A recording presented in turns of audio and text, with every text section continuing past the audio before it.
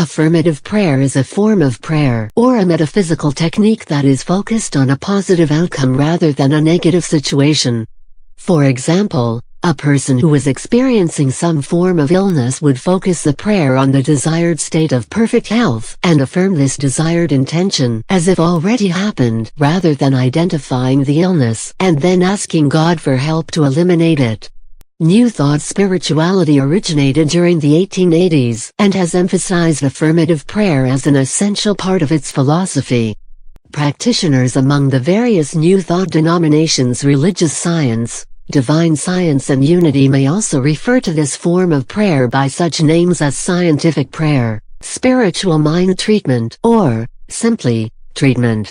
Within New Thought organizations, centers and churches, the foundational logic of this form of prayer is based on the belief that God is unlimited and plays no favorites, that God has created spiritual laws that are both as mysterious and as constant as scientific principles like gravity, and thus, if one's prayer is correctly and diligently focused, it will be answered consistently.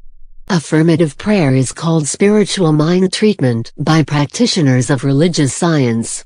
Affirmative prayer with a Christian theme is a central practice of the Unity School of Christianity. In the early 1900s, some in the American Jewish community were attracted to the teachings of Christian Science and the New Thought movement. By the 1920s they were referring to their study by the term Jewish Science.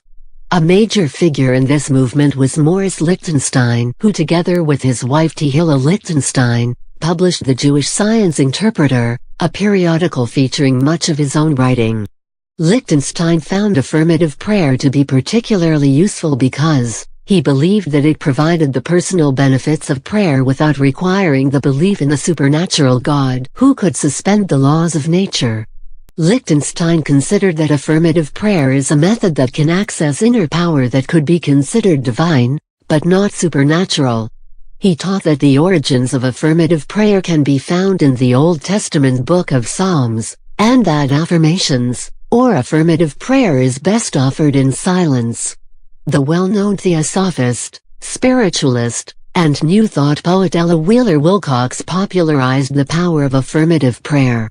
After the death of her husband Robert Wilcox, she wrote that she had tried in vain to communicate with his spirit, but only after she composed and recited the affirmative prayer, "I am the living witness, the dead live, and they speak through us and to us, and I am the voice that gives this glorious truth to the suffering world. I am ready, God, I am ready, Christ, I am ready." Robert was she able to contact him by means of a Ouija board, an event she described in her 1918 autobiography, The World and I. Affirmative prayer is used by practitioners of African American hoodoo, usually in conjunction with its opposite, which is called a prayer of removal. In this folk magic application of the technique, the prayer of removal may be said during a waning moon or at sunset or at ebb tide as the sun goes down. "This disease is removed from my body," and the affirmative prayer may be said during a waxing moon, at dawn, or at high tide as the sun rises. "This day brings me perfect health."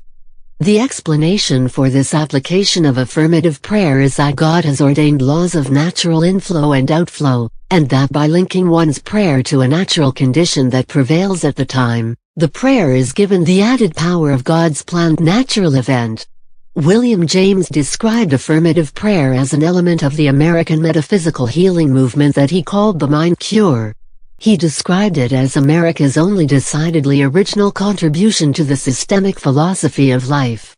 What sets affirmative prayer apart from secular affirmations of the autosuggestion type taught by the 19th century self-help author Emil Coué, whose most famous affirmation was "Every day in every way, I am getting better and better," is that affirmative prayer addresses the practitioner to God, the divine, the creative mind, emphasizing the seemingly practical aspects of religious belief. Some members of the self-help and self-improvement movements advocate affirmative prayer in addition to or instead of secular affirmations. The choice is largely an individual one, based on the beliefs of the practitioner.